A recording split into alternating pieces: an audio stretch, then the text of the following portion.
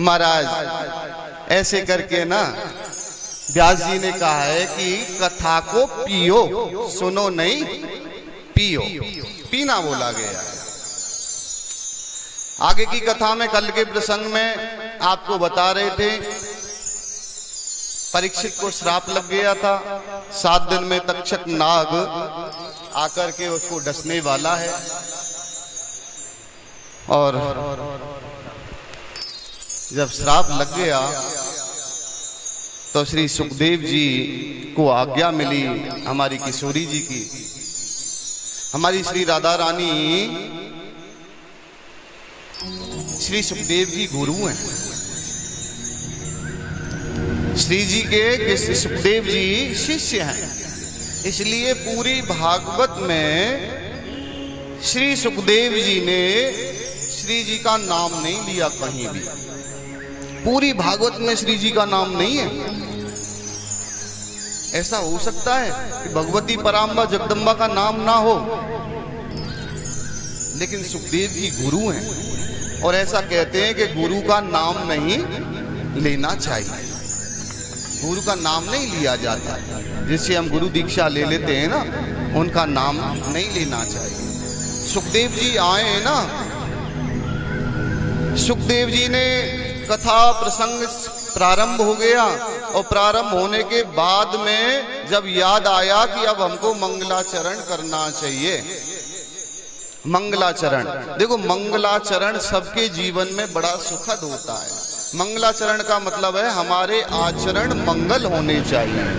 प्रातः काल हमको उठना चाहिए, उठ करके हमको अपने परमात्मा, अपने इष्ट देव का स्मरण करना चाहिए। महाराज रात्रि में हमको सोना चाहिए तो सोने से पहले अपने इष्ट देव का स्मरण करना चाहिए। सोचना चाहिए कि सारे दिन हमने क्या किया है। अगर सारा दिन भी हम कुछ नहीं कर पाते हैं ना, और इन 2 समय में भी हम अगर कर लेते हैं, तो भी ये समझो कि हम इस ग्रस्त में और इस कली काल में रह करके बहुत बड़ा पुण्य प्राप्त कर रहे हैं। बहुत पुण्य प्राप्त कर रहे हैं। इसी बात पे तो नारद जी में और नारायण जी में आपस में हो गई थी महाराज। भगवान नारायण कह रहे एक किसान के बारे में नारद जी से कि नारद जी देखो ये मेरा परम भक्त है। अब नारद जी कह रहे महाराज मेरे से बड़ा भक्त कैसे हो सकता है? मैं तो आपका हर समय, मेरी जिब्बा खाली रहती नहीं है। मैं तो श्रीमन नारायण श्रीमन नारायण श्रीमन नारायण श्रीमन नारायण करता ही रहता हूँ, और इसके मुंह से तो मैंने अभी तक सुना ही नहीं आपका नाम। इसके मुंह से तो मैंने आपका नाम अभी तक सुना ही नहीं, इतनी देर हमको हो गई। बोले नारद जी फिर भी ये श्रेष्ठ है। बोले कैसे? कि प्रातः काल आना, जब देखना। प्रातः काल हुआ, सुबह जब वो किसान जगा और जगते ही उसने अपने बैल बांधे हल में और भगवान का 5 नाम लिए और बैल लेकर के चल दिया खेत पे और खेत जोतने लग गया। रात्रि हुई, रात को आया, बैल रख दिए, खाना खाया, सोने को हुआ, भगवान के 5 नाम लिए और सो गया। ये दिनचर्या थी उसकी। नारद जी कह रहे महाराज 5 नाम सुबह 5 नाम शाम को लेने वाला आदमी आप उसे मुझसे ज्यादा बड़ा भक्त कहते हैं? ये कैसे बड़ा भक्त हो सकता है? बोले नारद जी एक काम करो, आप ना एक बड़ा कटोरा ले लो और उसमें उस कटोरे को घी से फुल भर लो, फुल ऊपर तक भर लो, और उसको लेकर के आप पूरी पृथ्वी की परिक्रमा लगा के आओ। तब पता लगेगा आपको कौन कितना बड़ा भजन करने वाला है। महाराज नारद जी के हाथ में कटोरा दे दिया, उसमें फुल घी भर दिया और नारद जी से कह दिया कि पृथ्वी की परिक्रमा लगाने जाओ। अब नारद जी चले और उस कटोरे को देखें और भगवान का भजन करना तो नारद जी भूल ही गए। उस कटोरे पे ही ध्यान कर गए घी गिर ना जाए। भगवान ने कहा कि अगर घी गिर गया तो फिर ठीक नहीं है भाई, क्योंकि ग्रस्त में अगर कोई गड़बड़ी हो गई तो ग्रस्त भी ठीक नहीं रहता है ना। इसलिए ग्रस्त में रहते हुए हमको जो है ग्रस्त को भी संभाल के रखना है और भगवान का चिंतन भी करना है। महाराज पूरी पृथ्वी की परिक्रमा लगा ली, नारद जी से एक नाम भगवान का नहीं निकला और आकर के भगवान के पास में आगे लो जी एक भी बूंद नहीं गिरने दिया। हाँ नारद जी गिरने तो नहीं दिया, लेकिन ये बताइए कि आपने कितना नाम जपा मेरा। अब नारद जी सोचे मैं तो यहां से गया और तब से जब से गया हूं तब से आया हूं तब तक एक नाम भी मेरे मुंह से नहीं निकला, एक नाम भी नहीं निकला। बोले महाराज नाम तो नहीं निकला।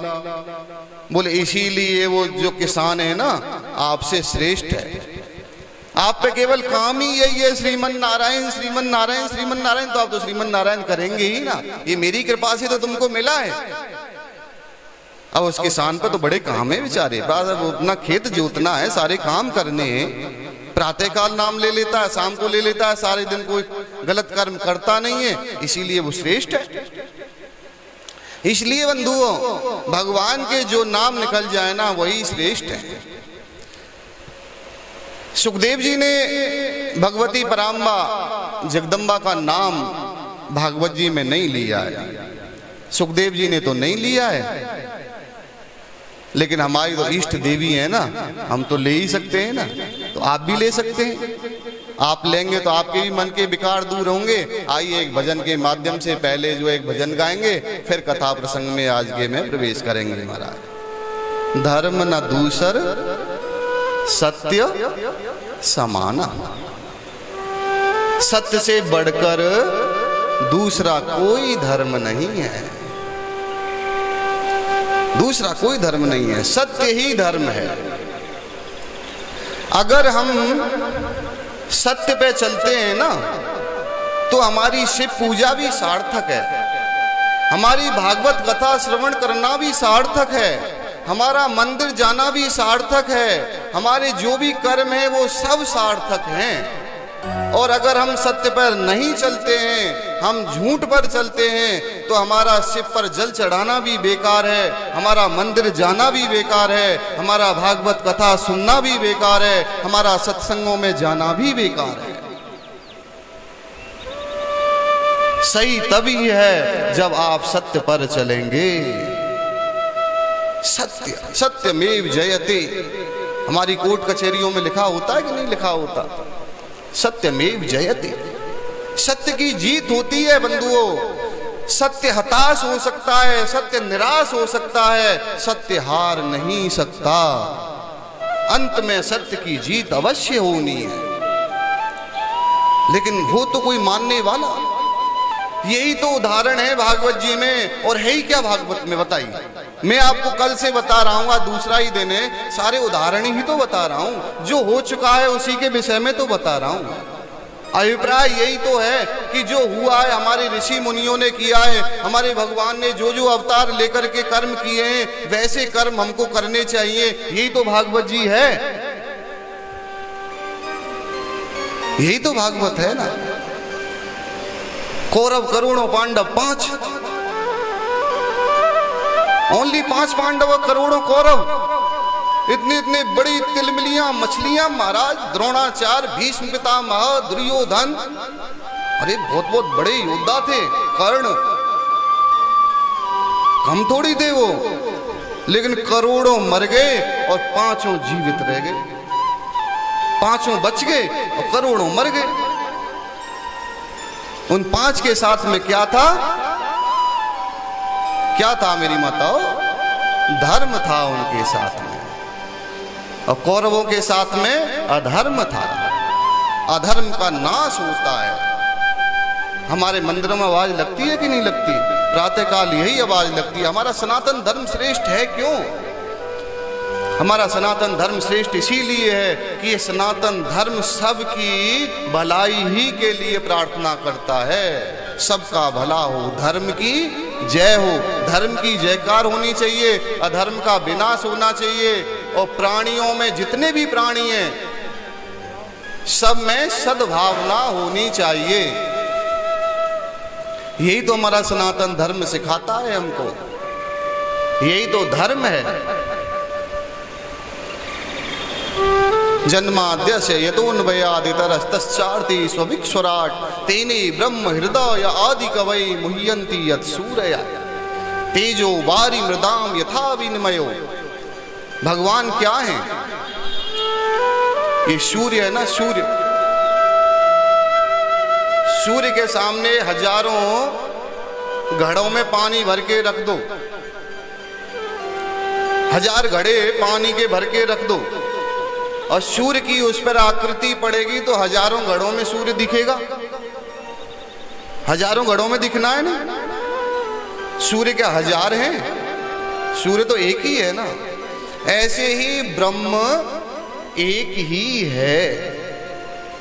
सुखदेव जी वंदना कर रहे हैं, वंदना का भाव समझोगे सुखदेव जी क्या कहना चाह रहे हैं माध्यम से। भगवान एक ही हैं। आप साधारण उदाहरण से ही समझ लो, आपके पास में आधा किलो सोना है, आधा किलो गोल्ड की ईंट बनाई हुई है आपने। अब आप सुनार के पास में गए, उनको बोला कि मेरे लिए कान की बाली बनाओ, मेरे लिए नाक के लिए बनाओ, मेरे गले के लिए बनाओ, मेरे बाजूबंद बनाओ, मेरे पैरों के लिए बनाओ। उसके अनेकों हिस्से आपने करा लिए। पहले क्या था, वो एक, फिर आपने उसके अनेकों हिस्से करा लिए, खूब उसको पहना। पहनने के बाद में जब वो कमजोर होने लग गए तो फिर उसको ले जाकर के वहीं पहुंच गए और उसको बोले कि फिर इसका एक ही कर दो।